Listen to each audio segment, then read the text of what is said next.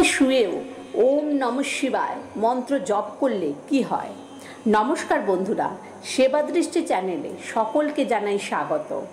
বন্ধুরা, আপনি কি জানেন যে বিছানায় শুয়ে শুয়ে ওম নমঃ শিবায় মন্ত্র জপ করলে আপনার জীবনে অসাধারণ পরিবর্তন আসতে পারে? হ্যাঁ, এই মন্ত্র জপ করলে শুধু মানসিক শান্তি পাওয়া যায় না, বরং এটি আপনার শরীর ও আত্মাকে সঞ্জীবনী শক্তি প্রদান করবে। তাই আজকের এই তথ্যের মাধ্যমে জানুন সাধারণ মন্ত্রের অসাধারণ উপকারিতা, যা আপনাকে শুধু শান্তি নয়, বরং ইতিবাচক শক্তি ও আত্মবিশ্বাসও দেবে। আজ এই কৌশলকে আপনার রাতের রুটিনে অন্তর্ভুক্ত করুন এবং দেখুন কিভাবে আপনার জীবনে অলৌকিক পরিবর্তন আসে। বন্ধুরা, আজ আমরা আপনাদের বলবো যে শয্যাশায়ী অবস্থায় ভগবান শিবের পঞ্চাক্ষরী মন্ত্র ওম নমঃ শিবায় প্রত্যেক দিন জপ করলে কি হয় এবং কি কি ঘটনা ঘটে, এই বিষয়ে আজকের এই তথ্যে আলোচনা করা হবে। সুতরাং বন্ধুরা, আজকের এই তথ্যটি মন দিয়ে শুনুন, আর এই তথ্যটি শুনে ভালো লাগলে অবশ্যই একটা লাইক করুন এবং শেয়ার করুন, আর চ্যানেলটিকে সাবস্ক্রাইব করে আমাদের সাপোর্ট করুন। তাহলে চলুন মূল পর্বে যাওয়া যাক। এই মন্ত্র জপ 108 বার করলেই, গুরু ছাড়াই, ব্রহ্মচর্য ছাড়াই আপনি এমন কিছু পাবেন যা আপনাকে বিস্মিত করবে। এই মন্ত্র নিজেই একটি মহা শক্তিশালী মন্ত্র, এর কোনো তুলনা নেই। এই মন্ত্রে দেবতাকে মৃত্যুর দেবতাও বলা হয়, কারণ স্বয়ং মৃত্যু যার অধীনে তিনি এই মন্ত্রের অধিষ্ঠাতা। তার ইচ্ছাতেই এই সমগ্র মহাবিশ্ব পরিচালিত হয়, আর তার ইচ্ছাতেই সমগ্র জীব জগতের পালন হয়। আর এই মন্ত্রের দেবতা হলেন কালদেব ও কাল মহাকাল, অতি স্বজন ভগবান শিব। বন্ধুরা, ভগবান শিবের এই মন্ত্র যার বিষয়ে আমি এখন বলবো সেটি হলো ওম নমঃ শিবায় মন্ত্র। অনেকেই এই মন্ত্রকে হালকাভাবে নেন এবং অনেকেই এই মন্ত্রের প্রকৃত মাহাত্ম্য বোঝে না। আমিও একজন সত্যিকারের শিব ভক্ত এবং আমি নিজেও বহুবার এই মন্ত্রের জপ করেছি এবং আমি এই মন্ত্রের শক্তি ও সিদ্ধি লাভ করেছি। ভগবান শিবের কৃপায় আমার সমস্ত কাজ সহজে সফল হতে শুরু করেছে, কারণ আমি এই মন্ত্র জপ করেছি। তাই আমার অভিজ্ঞতার ভিত্তিতে আজ আমি আপনাদের বলবো যে কিভাবে এই মন্ত্র আপনার জীবনকে পরিবর্তন করতে পারে, কিভাবে এটি আপনার শক্তি, শারীরিক ও মানসিক ও পার্থিব জীবনের রূপান্তর নিয়ে আসে। ওম নমঃ শিবায় মন্ত্রটি 6টি অক্ষর নিয়ে গঠিত, তাই একে সারাক্ষণই মন্ত্রই বলা হয়।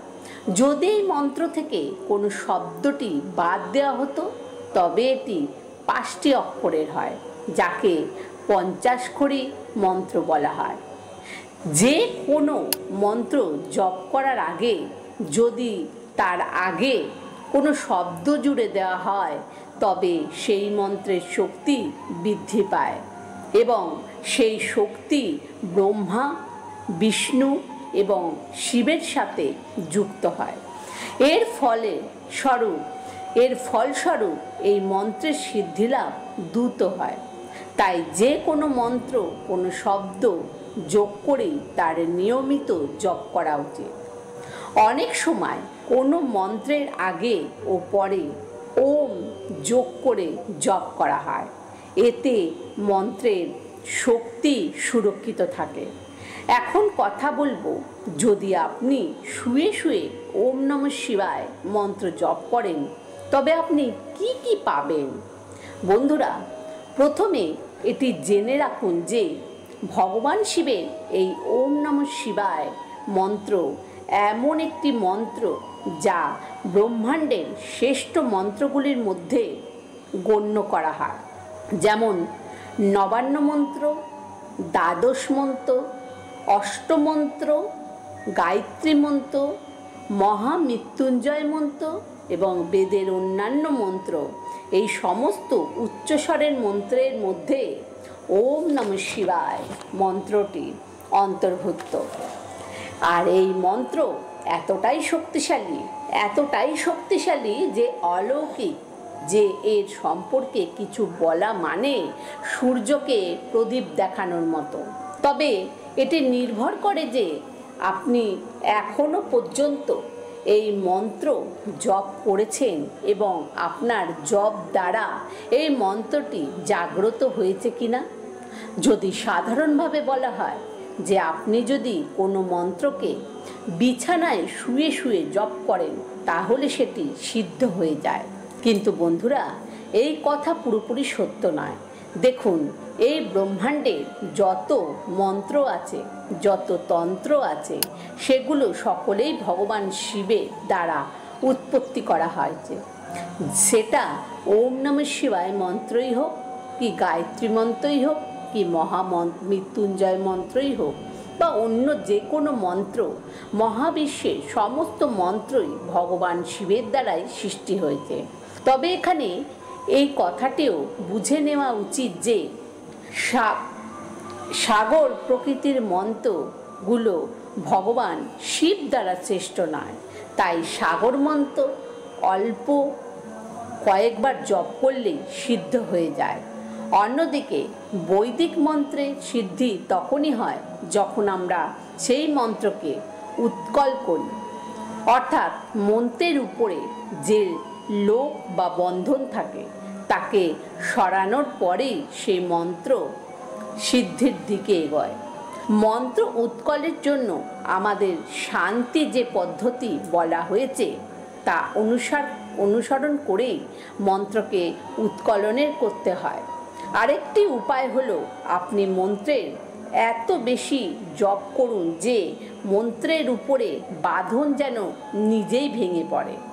এতে মন্ত্র শুধু উৎকল হয় না, বরং মন্ত্র তার নিজের সিদ্ধির দিকেও অগ্রসর হয়। এমনিতেই যখন আপনার মন সিদ্ধ হয়ে যায় তখন আপনি বহু অভিজ্ঞতা লাভ করেন, অনেক উপকার পান এবং সবচেয়ে বড় লাভ হলো আপনি আপনার ঈশ্বর দেবতার দীর্ঘ দর্শন করেন। দ্বিতীয় উপকার হলো যখন আপনি বিছানায় শুয়ে শুয়ে জপ করেন তখন আপনার চারপাশে বা বাড়িতে যদি কোনো নেতিবাচক শক্তি থাকে তবে তার কৃপায় এবং আপনার জপের প্রভাবে সেই নেতিবাচক শক্তিও নষ্ট হয়ে যায়।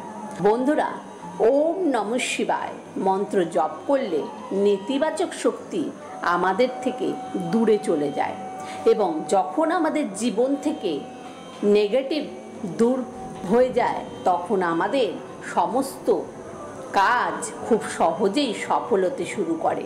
নেতিবাচক শক্তির প্রভাবে আমাদের বুদ্ধি সঠিক সিদ্ধান্ত নিতে পারে না, আমাদের চিন্তা ও বিশ্লেষণের শক্তি দুর্বল হয়ে যায়, যার ফলে বহু কাজে বাধার সৃষ্টি হয়। এমতাবস্থায় মন্ত্র জপের প্রভাবে ব্যক্তি নিজেকে এবং নিজের ঘরকে সুরক্ষিত রাখতে পারে। মন্ত্র সিদ্ধি একটি আলাদা বিষয়, তার আপনি যদি প্রতিদিন সিদ্ধি ছাড়াও আনমনে সেবায় মন্ত্র ওম নমঃ শিবায় ও অন্য কোনো মন্ত্র জপ করেন তাহলে সেই জপের প্রভাবে আপনার চারপাশে এমন একটি সুরক্ষা বলয় তৈরি হয় যা নেতিবাচক শক্তি থেকে আপনাকে রক্ষা করে। তাই যদি আপনি এই দুটি জিনিস মন্ত্রসিদ্ধি না হলেও মন্ত্র জপের এই প্রভাব যদিও আপনি পেয়ে যান তাহলে ধরে নেবেন যে আপনি সব কিছুই পেয়ে গেছেন।